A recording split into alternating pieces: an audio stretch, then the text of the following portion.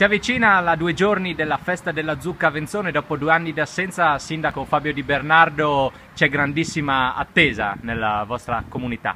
C'è una grandissima attesa anche perché lo sforzo è stato veramente grandissimo. Riorganizzare una festa è come organizzarla per la prima volta, perciò ci aspettiamo molto, ci aspettiamo tanta gente, ma diciamo che già le prime notizie ci dicono che intanto sarà bel tempo, più sarà anche tanta gente perché gli alberghi e i locali sono pieni.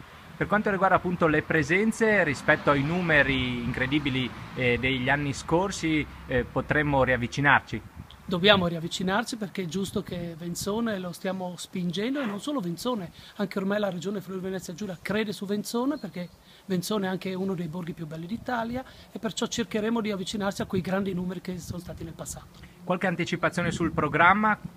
L'anticipazione sarà sicuramente, inizia già sabato pomeriggio con saltimbanchi, con gente in costume, con tutto quello che c'era anche negli anni scorsi, poi per arrivare a una domenica spumeggiante con un'inaugurazione alle 11 anche con personaggi politici, quelli che ci hanno dato una mano, quelli che hanno creduto in questa festa, per poi tutta la giornata festa. Un invito soprattutto a chi arriverà da fuori di utilizzare i treni speciali, che sono una cosa importantissima quando il traffico diventa congestionato. Sì, l'invito è di usare tanto i treni perché ci sono 12 corse proprio solo per la festa della zucca, e poi un'altra cosa, usate i parcheggi esterni, che così con i bus navetta entrate in centro storico.